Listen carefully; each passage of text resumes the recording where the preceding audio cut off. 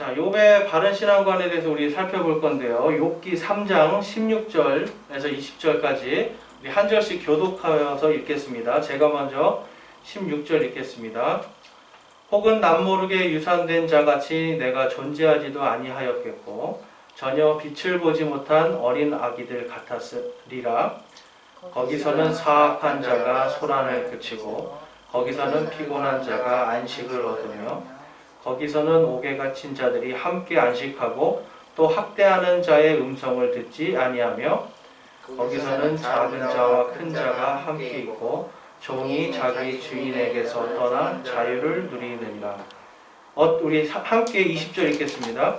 어찌하여 그분께서 고통당하는 자에게 빛을 주셨으며 혼이 괴로운 자에게 생명을 주셨는가. 아멘.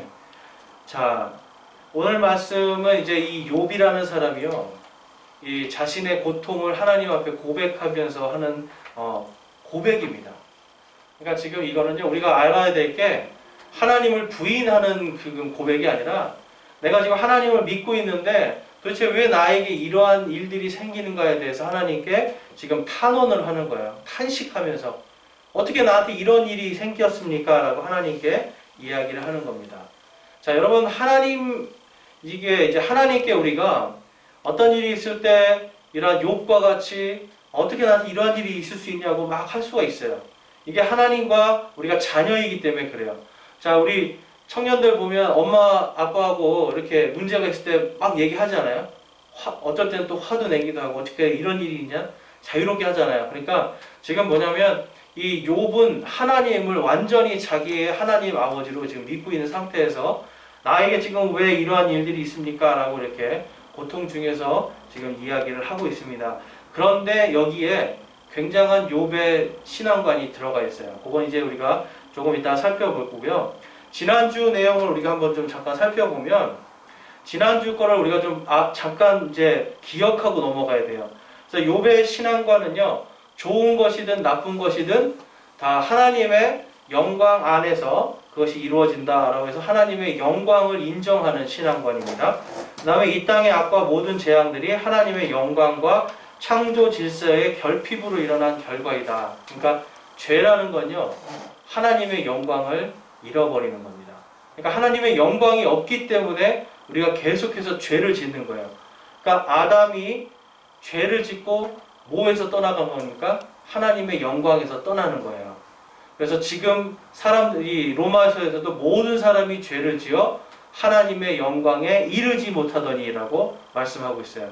그러니까 하나님의 영광에 가지 못하는 건 바로 우리의 죄 때문이다. 그것이 이제 이 창조 질서와 하나님의 영광의 결핍이다. 이렇게 보시면 되고, 또한 하나님께서 왜 악을 용납하시는가, 왜 나쁜 것들을 용납하시는가라고 할 때 우리 지난주에 다 하나님께서 살아계심을 증거하기 위해서 악을 용납하시는 부분이 있다는 겁니다. 자, 여러분, 이게 무슨 말이냐면 영적 전쟁이에요.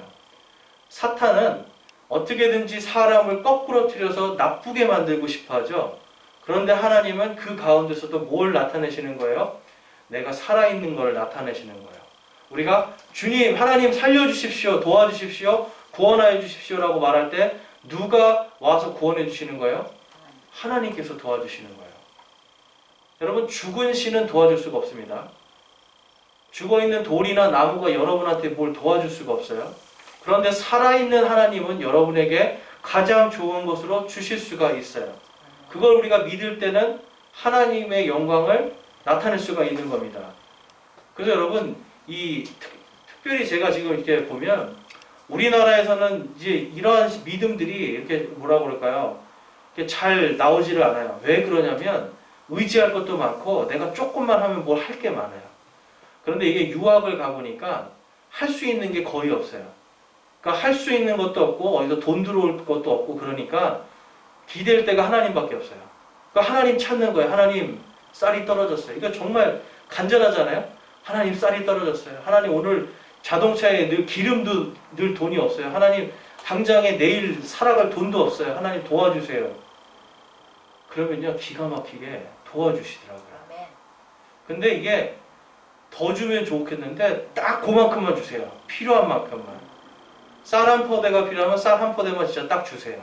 그런데 이게 몇 번 반복이 되잖아요. 그럼 어떻게 되는지 아세요? 아, 주님이 책임져 주시는구나. 이걸 믿게 되는 거예요. 주님이 나를 책임져 주시는구나. 그런데 여러분, 세상에 많은 종교들은 뭘 받으려면 어떻게 해야 돼요? 신한테 줘야 돼요. 그렇죠? 뭘 자꾸 바쳐야 되잖아요. 바쳐야 뭘 복을 주잖아요. 근데 하나님은 그게 아니에요. 하나님은 바치지 않아도 내가 그분을 인정하는 것. 그분이 나와 함께 하시고 지금 내 필요를 아시는데 내가 그 하나님 아버지 도와주세요. 두드리기는 거예요. 아버지 도와주세요. 그러면 하나님이 도와주신다는 거예요. 이게 지금 세상의 신과 다른 건데 욥은 그거를 알고 있었던 겁니다. 이분이 살아계시다는 걸 알고 있고 그분의 영광을 볼 때에 그분이 인도하신다는 걸 알고 있는 게 욥의 신앙관이었어요. 그래서 우리가 지난주에 이제 말씀을 이렇게 본 것 중에서 이사야서 30장 18절 보면 이런 말씀이 있습니다. 그러므로 주께서 기다리시리니 이것은 그분께서 너희에게 은혜를 베풀려 하심이라. 그러므로 그분께서 높여지시리니 이것은 그분께서 너희에게 긍휼을 베풀려 하심이라. 주의 공의는 하나님이시니 그분을 기다리는 모든 자들은 복이 있도다. 아멘. 그분을 기다린다는 거예요, 여러분. 내가 하는 게 아니라 내가 그분을 기다리는 겁니다. 그분이 하시기를, 주님의 뜻을 기다리는 거예요. 제가 주일 설교할 때 아멘이 무슨 뜻이라고 말씀드렸어요? 아멘. 주의 뜻이 이루어지리이다. 믿습니다. 맞아요. 믿는데 주의 뜻이 이루어지리이다가 아멘이에요. 그러니까 기도하고 내가 아멘 했으면 그 다음에 뭐예요? 기다리는 거예요. 그러니까 하나님께서 이루어 주실 거를 내가 기다리는 거예요. 그래서 여러분, 기다리는 믿음이 제일 힘든 믿음이에요. 언제까지 기다려야 되나 하죠, 여러분. 근데 기다리는 믿음이 복되다고 오늘 성경이 말씀해요. 왜 그렇습니까? 하나님께서 우리를 높여주시고 우리에게 긍휼을 주시기 위해서 기다리게 하는 거예요. 가장 좋은 길로 갈 수 있도록. 그 다음에 베드로후서 말씀 보겠습니다. 베드로후서 3장 15절에 가면 또 우리 주의 오래 참으심이 구원인 줄로 여기라. 심지어 우리가 사랑하는 형제 바울도 자기가 받은 지혜대로 너희에게 이같이 썼고. 여러분, 하나님이 어떨 때 그렇잖아요. 왜 저 악한 사람을 번개를 쳐서 죽이지 않으시지? 왜 악한 자를 저기 심판하지 않으시지? 이렇게 많은 사람들이 그래요. 하나님이 살아있으면 좀 해야 되는 거 아니야? 근데 여러분, 여기서 뭐라고 그래요? 주의 오래 참으심이 구원인 줄로 여기라. 이게 왜 구원인 줄 아세요? 우리가 만약에 여러분, 하나님이 참지 않으시는 하나님이면 내가 거짓말할 때마다 번개를 때린다고 생각해 보세요. 내가 누군가에게 죄를 저지를 때, 마음을 상처를 주고 아프게 할 때, 아니면 부모님의 마음을 속썩일 때 한번 번개를 만든다고 생각해 보세요. 저는 아마 머리털이 하나도 없을 거예요. 네, 번개와도 맞아가지고 나만 있지는 않아요. 하나님 기다리시는 거예요. 참고 기다리고 돌아올 수 있도록 사랑을 주시는 겁니다. 그래서 악한 자도 마지막엔 돌아오기를 기다리시는 거예요. 회개하고 돌아와라. 그래서 예수님이, 가룟 유다가 예수님을 은30에 팔 때 알았잖아요. 예수님이 알면서 너가 나를 팔 것이다 라까지 얘기를 했잖아요. 그럼에도 예수님은 기다려주신 거예요. 그가 회개하고 돌아올 때까지. 이것이 하나님의 긍휼입니다. 긍휼은 여러분 무슨 뜻이냐면 심판을 내려야 되는데, 벌을 줘야 되는데 벌을 안 주고 기다려주는 게 긍휼이에요. 벌을 안 주고 사랑해주는 게 긍휼이에요. 그렇기 때문에 지금 하나님의 오래 참으심이 우리의 은혜고 그것이 가장 복된 것입니다. 그 다음 말씀에 보면 베드로전서 4장 13절에서 14절 말씀 보면 우리 13절만 함께 읽어보겠습니다. 베드로전서 4장 13절. 오히려 너희가 그리스도의 고난에 참여하는 자가 되었으므로 기뻐하라. 이것은 그분의 영광이 드러날 때에 너희가 넘치는 기쁨으로 또한 즐거워하게 하려 함이니라. 아멘. 우리가 예수 그리스도의 고난에 동참하는 것, 여러분, 그리스도인들은 복받는 게 예수 그리스도의 고난에 동참하는 겁니다. 하나님께서 우리에게 여러분 엄청난 권세를 주셨어요. 무슨 권세를 주셨어요? 생명 살리는 권세를 주셨어요. 자, 의대에 가지도 않은 사람이 생명을 살릴 수 있어요? 결코 없어요. 그런데 예수 그리스도를 믿는 사람들에게 하나님이 생명을 살리는 권능을 주셨어요. 왜 그렇습니까? 우리에게 하나님이 말씀을 주셨어요. 성경 말씀. 그리고 또 아픈 자에게 기도할 수 있는 권한도 주셨어요. 여러분, 기도 아무나 하는 게 아닙니다. 그렇다고 여러분, 교회 안에서 성도들이 그 안에서 또 아무나 하면 안 된다고 해서 목사만 해야 되는 거 아닙니다. 여러분, 예수 그리스도를 믿은 모든 사람들은 손을 얹고 다른 사람에게 기도해 줄 수 있는 권능이 있는 거예요. 아픈 자들의 몸에 손을 대고 주님, 낫게 도와주십시오. 주님, 치료해 주십시오. 그럼 어떤 사람들이 그렇죠. 믿음이 없으면 안 낫는다. 그게 아니에요, 여러분. 믿음이 없어서 안 낫는 게 아니라 하나님께서 필요하시면 낫게 해주시는 거예요. 그리고 때가 되면 낫게 해주시는 거예요. 기다리는 겁니다. 그래서 우리가 믿고 기도할 때 그 일이 일어나는 거예요. 제가 그걸 한번 체험해 보니까 이게 기도라는 게 이렇게 강력한 거구나. 제가 진짜 체험을 해봤어요. 양쪽 눈이 다 안 보이는데 기도했더니 한쪽 눈이 진짜 보이는 거예요. 근데 여러분, 그 즉시로 보였을까요? 다음날 보였어요. 그러니까 이게 뭐냐면 하나님의 때가 있다는 거예요.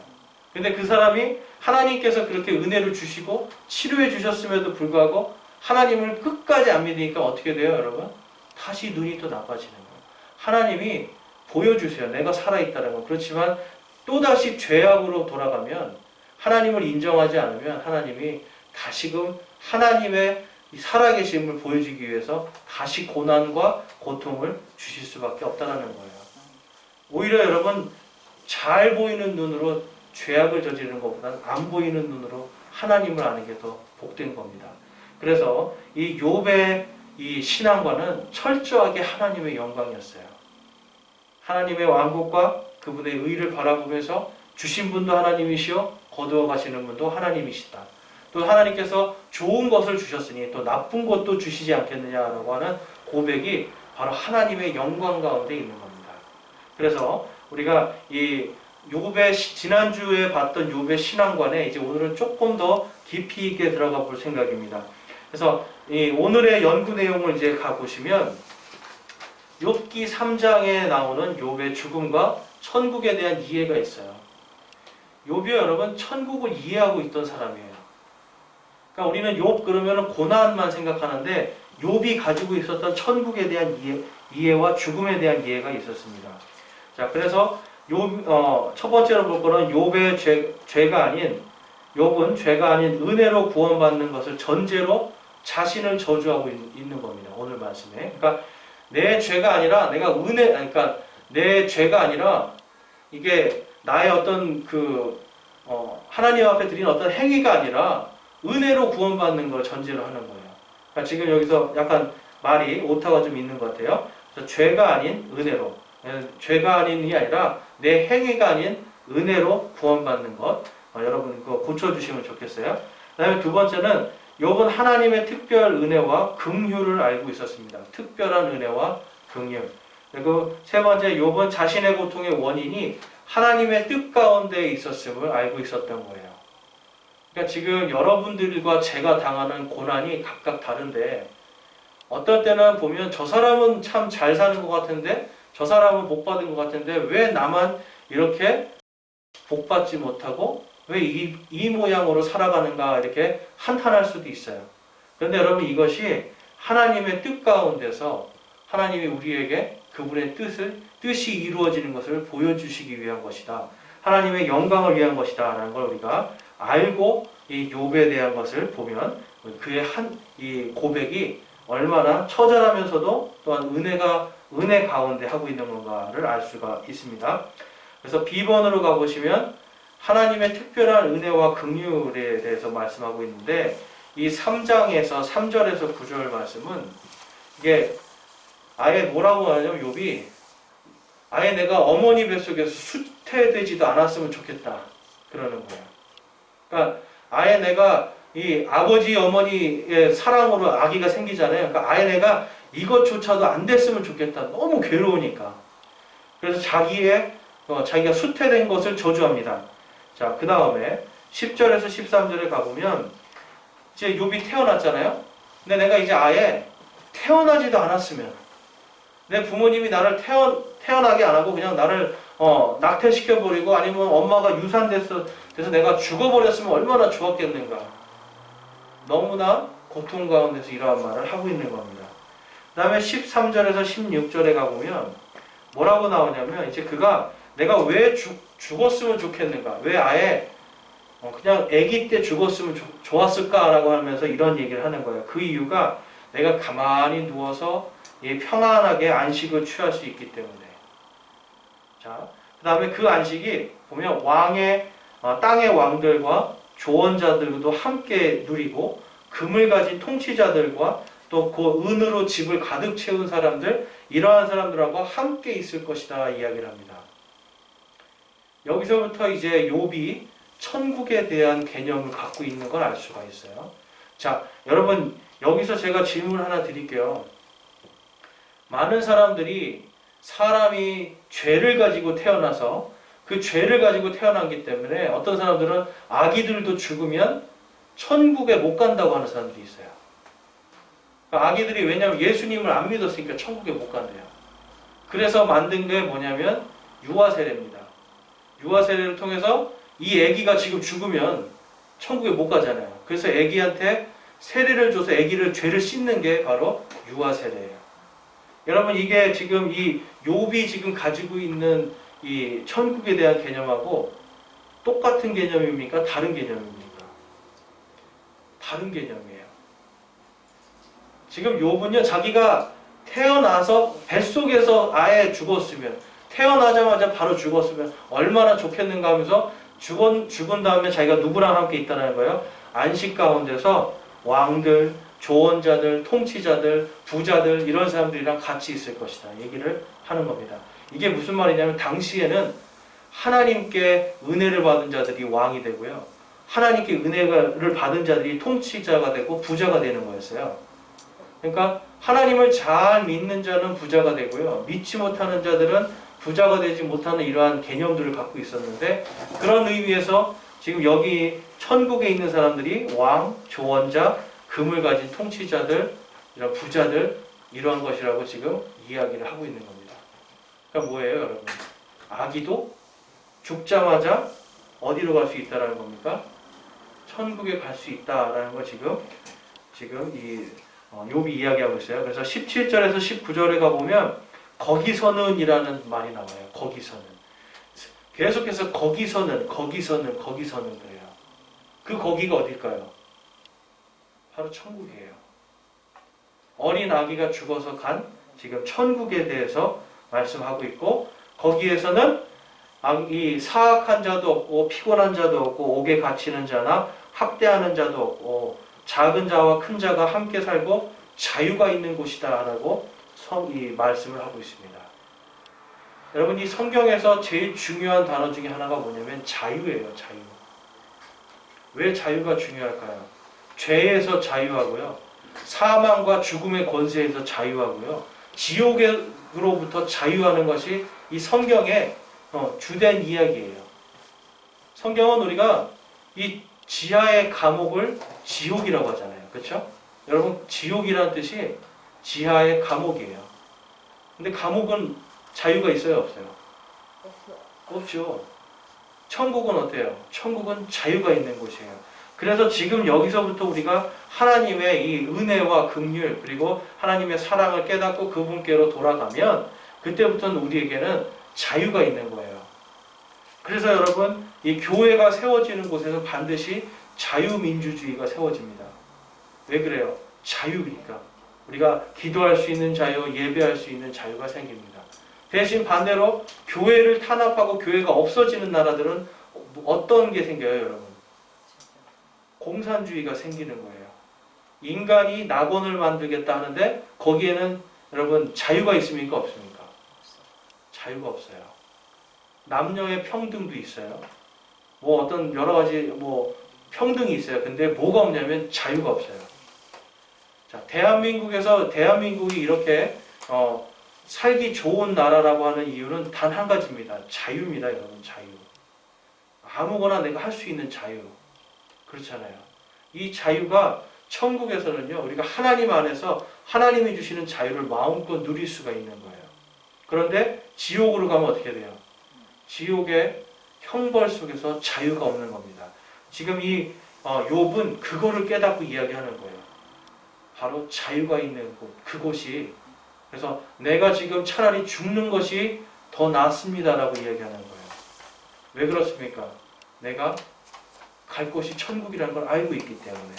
그래서 이 예수님은요, 우리가 태어난 이후에 저지른 죄들을 대신 짊어지고 십자가에 못 박히신 것입니다. 여러분, 이것이 중요한 거예요. 예수님이 우리가 어떤 이 아담과 이브가 가지고 있던 원죄 때문에 십자가에 달려 돌아가신 게 아니라 우리가 태어난 이후에 저지른 죄악들, 이것 때문에 십자가에 달려 돌아가시는 게 예수님의 은혜예요. 자, 이사야서 한번 보겠습니다. 이사야서 59장입니다. 59장 1절에서 2절 말씀. 우리 이사야서 59장 1절에서 2절 말씀 함께 읽어보겠습니다.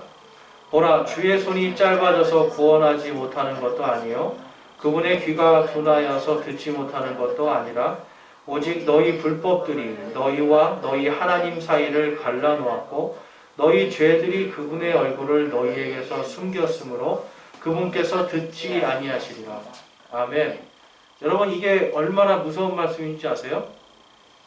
하나님께서 하나님을 믿지 않고 하나님의 존재를 인정하지 않는 자들의 기도를 들으시겠다는 거예요? 안 들으시겠다는 거예요? 안 들으시겠다는 거예요.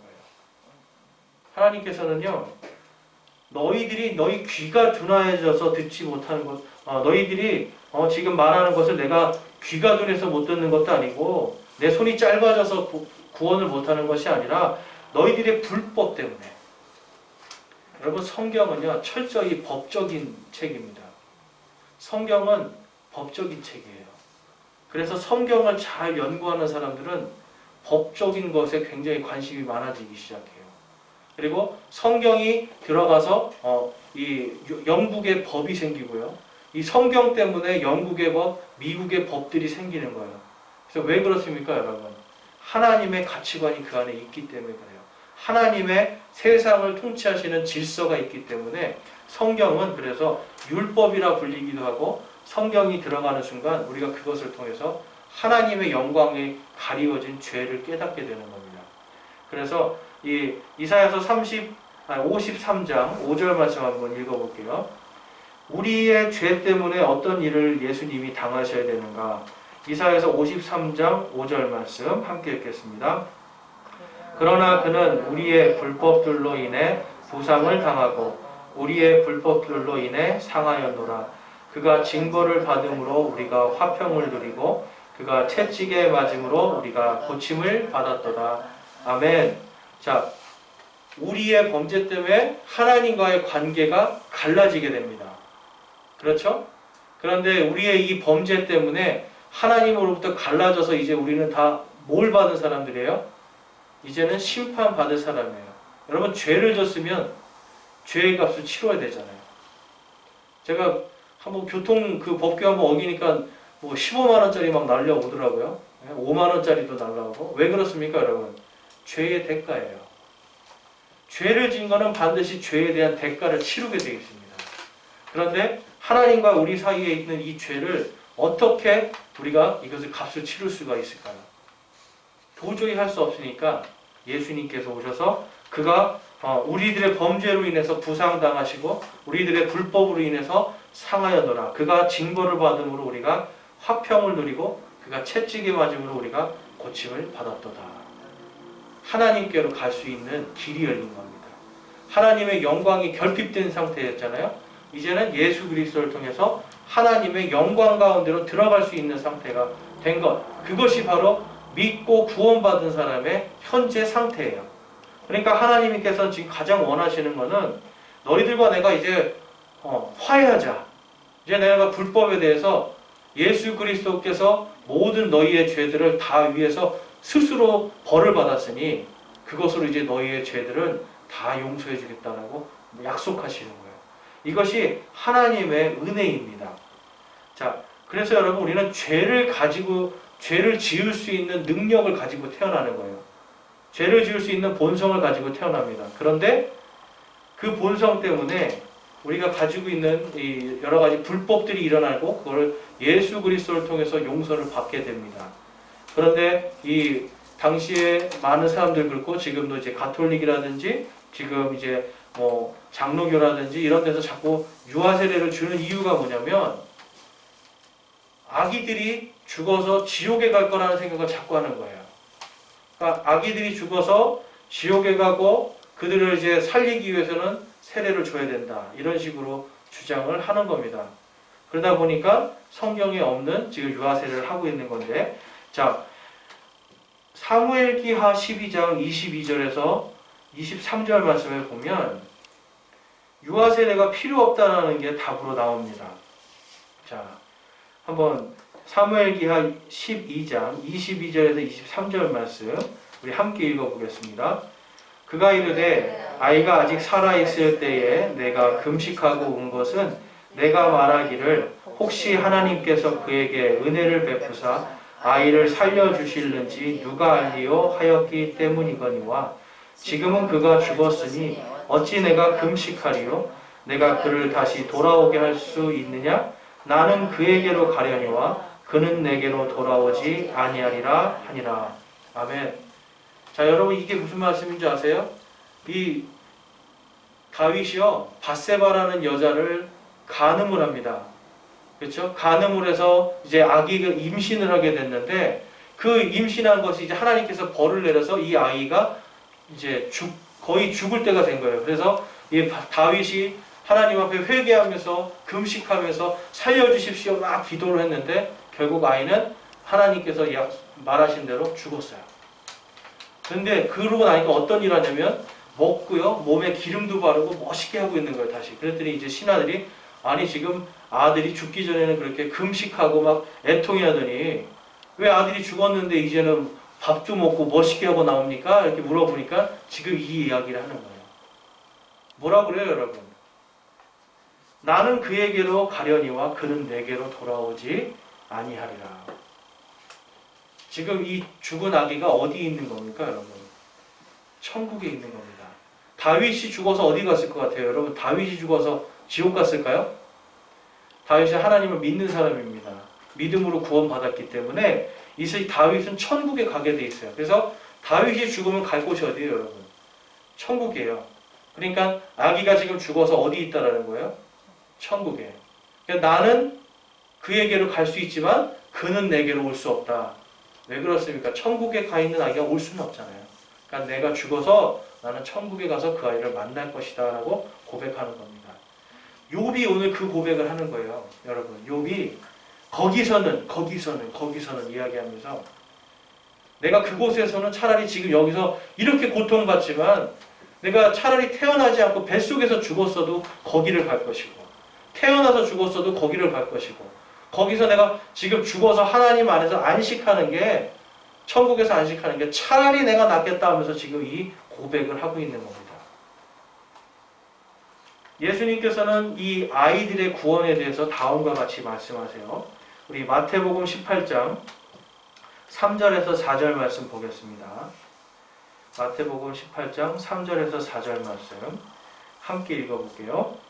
이르시되 진실로 내가 너희에게 이르노니 너희가 회심하여 어린아이들과 같이 되지 아니하면 하늘의 왕국에 들어가지 못하리라.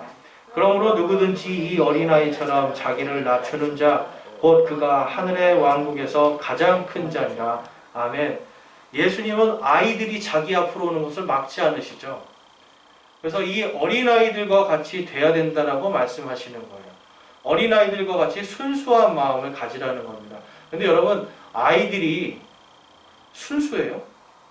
아이들이 거짓말도 안 하고 뭐 다른 사람을 때리지도 않고 그렇게 합니까? 아이들 여러분 생각보다 거짓말 잘합니다. 그리고 다른 아이들 때리기도 하고 심지어는 이 질투 때문에 다른 아이를 못되게도 하고 막 이런 일을 해요.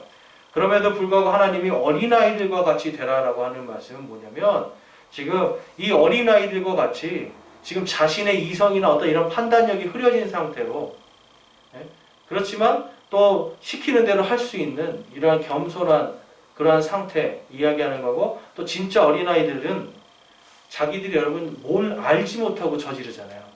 알지 못하고 막 저지른 죄들이 많거든요. 이게 얼마나 심각한 건지도 모르고 저지르잖아요. 그래서 우리나라에는 있는 법이, 미국에는 없는데 우리나라에 있는 법이 하나가 있습니다. 제가 볼 때 이게 약간 성경적일 수도 있는데 그게 뭐예요 여러분? 촉법소년 아시죠? 그러니까 어린아이들, 이 13세 미만의 아이들이 저지른 죄에 대해서는 묻지 않는 거예요. 13세 맞나요? 몇 세죠? 그러니까 이게 뭐냐면 그 이하의 아이들은요 정확하게 뭔가를 사리분별을 할 수 없다라는 겁니다. 그래서 이 이스라엘에서는 13세, 만으로 13세가 넘어가면 그때부터 뭘로 취급하냐면 어른으로 취급을 해요.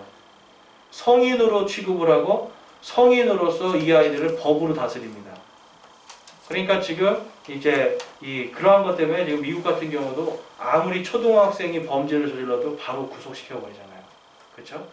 그러니까 이게 이제 그러한 법들이 있어서 그런데 어쨌든 이 하나님께서는 이 아기들과 어린아이들이 정말 사리분별을 하지 못해서 저지른 죄악들 같은 거는 용서해 주신다는 거예요. 그래서 이런 아이들은 하나님께서 천국으로 인도해 주실 수 있다. 이것이 바로 하나님의 특별 은혜입니다. 하나님의 은혜 가운데 특별한 은혜가 있다라는 거예요. 자, 그래서 이 하나님의 이 선하신 뜻은 언제나 하나님께서 의인들을 구원하시고 의인들을 하나님의 왕국으로 인도하시는 것이 하나님의 뜻이라는 거예요. 그래서 아기들도 여러분, 물론 우리들하고 잘 자라서 좋은 것들을 누리는 것도 중요하지만 또 아기들이 잘못해서 생명을 잃는 거 슬프고 괴로운 일이지만 또 한편으로는 그 아기들이 지금 어디가 있다는 겁니까? 천국에서 하나님 곁에 있기 때문에 우리가 또 그러한 부분들을 믿고 이겨낼 수가 있는 겁니다.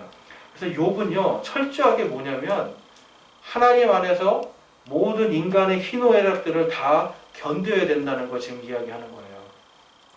여러분 견디는 게 중요한 겁니다. 내가 이 땅에서 지금 안전하게 뭘 해야 되겠다 이런 것이 아니라 26절에 보면 욥이 자기 일생 가운데 안전함도 없었고 뭔가 평온함이 보장되지도 않았다라고 고백을 해요. 왜 그럴까요 여러분? 그때 당시에는 지금처럼 경찰이 있습니까?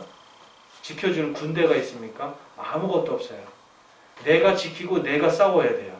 그러니까 늘 불안하고 늘 평안이 없는 시대였습니다. 그런데 그가 하나님을 인정했고 하나님께서 나를 도와주신다라고 하는 하나님의 뜻 가운데 있으면 안전하다는 걸 알았기 때문에 그는 하나님 앞에 늘 회개하면서 작은 거라도 죄를 짓지 않게 해서 엄청나게 회개를 해요. 그래서 자녀들이 잘못해서 하나님이 나에게 징계를 주시지 않을까. 자녀들이 잘못해서 하나님이 이 자녀들을 죽이지 않으실까 싶어서 늘 자녀들을 위해서 기도한 겁니다. 자녀들 대신 회개했어요.